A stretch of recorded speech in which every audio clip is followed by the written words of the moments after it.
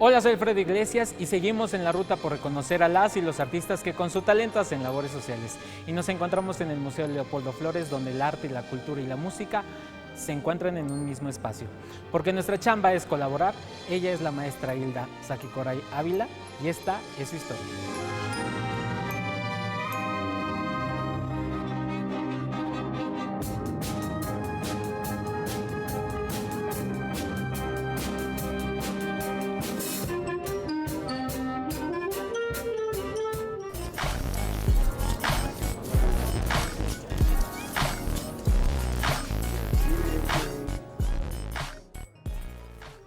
Y como ya les había mencionado, nos encontramos en la Universidad Autónoma del Estado de México, en específico en el Museo Leopoldo Flores. Y para esta entrevista nos recibe la maestra Hilda Sakikoray, ella es directora de orquesta. Maestra, muchísimas gracias por recibirnos en este precioso espacio.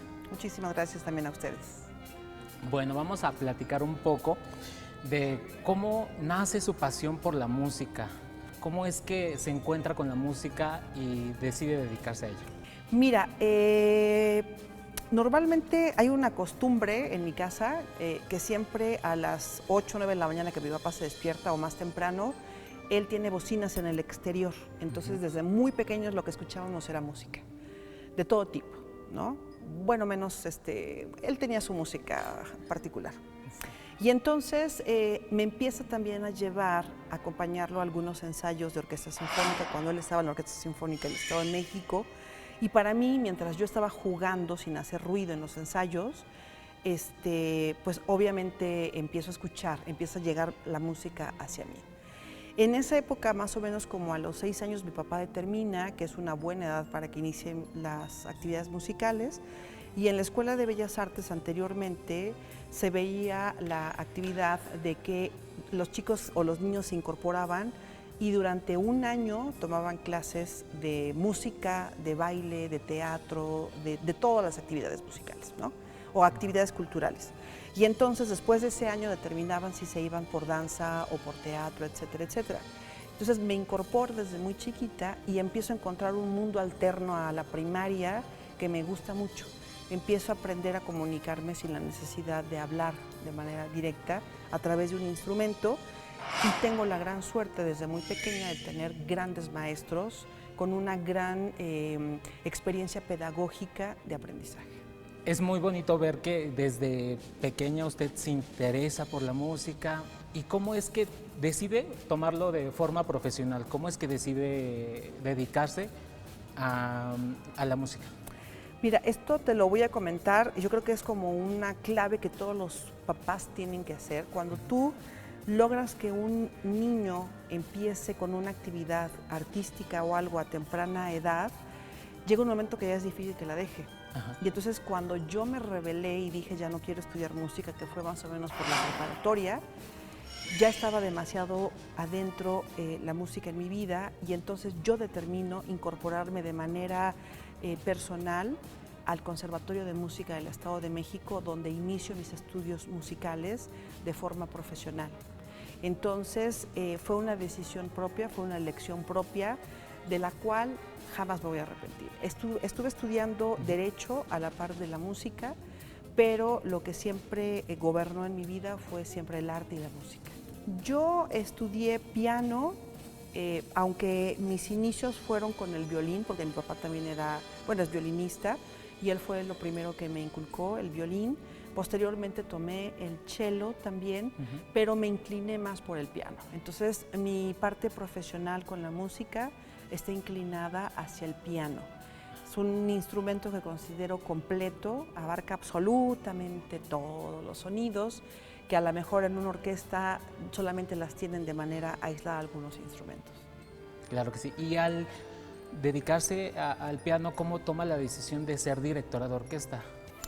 Cuando yo termino mi primera parte de educación musical, posteriormente regreso a hacer una licenciatura en educación musical y entonces empiezo a descubrir la parte de la docencia de manera diferente, ¿no? No visibilizaba en mi formación como pianista, no visibilizaba mucho la parte docente aparece la parte docente y entonces determino en algún momento crear una orquesta infantil.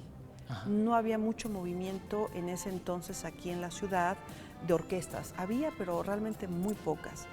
Y entonces conformo una orquesta infantil en donde los niños, el primer aprendizaje o la primera cuestión que aprendieran en su instrumento iba a ser llevado a la práctica en una agrupación, que era una orquesta. Y entonces empiezo a descubrir un mundo muy bonito en la docencia con la orquesta y de ahí empiezo a ir escalonando. Esta agrupación se suma a Sistema Nacional de Fomento Musical, que en aquel entonces también nos unía a toda la República en los encuentros de orquestas que hacía. Y entonces ahí fue como yo empecé a hacer mis pininos en la dirección de orquestas infantiles, luego juveniles y luego lo que va siguiendo, ¿no? Durante todo este tiempo de su trayectoria, ¿cuáles son los retos que enfrenta una mujer al ser una directora de orquesta? Sabemos que no hay muchas en el estado, no hay muchas en el mundo, pero ¿cuáles son esos retos que enfrenta usted al ser directora? Mira, en alguna plática que tuve con la maestra Ligia Amadio, que ella fue la coordinadora y la iniciadora de un simposio de mujeres directoras a nivel internacional, en agosto de este año se llevó el mismo, platicábamos sobre la mesa previamente para reunirnos y entonces cuando nos hacía esa pregunta, muchos de nosotros contestábamos que no habíamos tenido retos. En lo particular yo platicaba que mi camino en la dirección había sido como que pues muy tranquilo, yo no había tenido estas complicaciones de tener que luchar o algo, ¿no? Entonces ella me dijo algo muy valioso y era, entonces si todo está perfectamente bien, ¿por qué tenemos que alzar las voces las mujeres? Tenemos que aprender a decir la verdad. Y bueno, si tú le preguntas a Hilda las cosas que han sucedido en su contra, te podría decir que si han sucedido no me he dado cuenta, o no las he notado, o no las he sentido, o no he permitido que traspasen mis objetivos. Dentro de mi trabajo tampoco ha existido esta cuestión, pero sí es muy cierto que el hecho de que yo no las haya vivido no quiere decir que no existan. Ajá. Y entonces, sí efectivamente hay muchas realidades en base a que los nombramientos como directores titulares todavía son llevados por los caballeros. Cada vez es algunas mujeres, y es una noticia muy grande, Sí. ¿no? Mujer de tal país forma parte de la titularidad de la orquesta. Y es una noticia que ya no tendría que ser noticia. ¿Por qué? Porque lo que correcto tendría que ser que fuera o la mujer o el hombre que estuviera mejor preparado, no solamente el hombre. Entonces, ahondar un poco en esa parte es un poco complicado para mí, porque no hay mucha experiencia negativa, pero asumo la voz que me corresponde de poder apoyar a las futuras generaciones de mujeres para que su camino sea siempre más fácil y que ya no sea anormal ver la titularidad de una orquesta en una mujer, como lo es todavía ahora. Usted habla de algo importante, ser la voz de las personas que ven en usted inspiración. ¿Hay algún mensaje que le quiera dar a las niñas, a los niños que tienen esa pasión o ese objetivo por ser directores de orquesta y que usted les pueda regalar? Sí, fíjate que sí. Yo quisiera a todos los niños, niñas, jóvenes, jovencitas, primero que nada entiendan que no hay imposibles, ¿no? O sea, yo creo que la parte fundamental es querer hacerlo. Cada vez, para mí es cada vez mucho más normal observar en algún concierto cuando se me acerca una niña o un niño para decirme que le gustaría hacer lo mismo que yo hago, ¿no?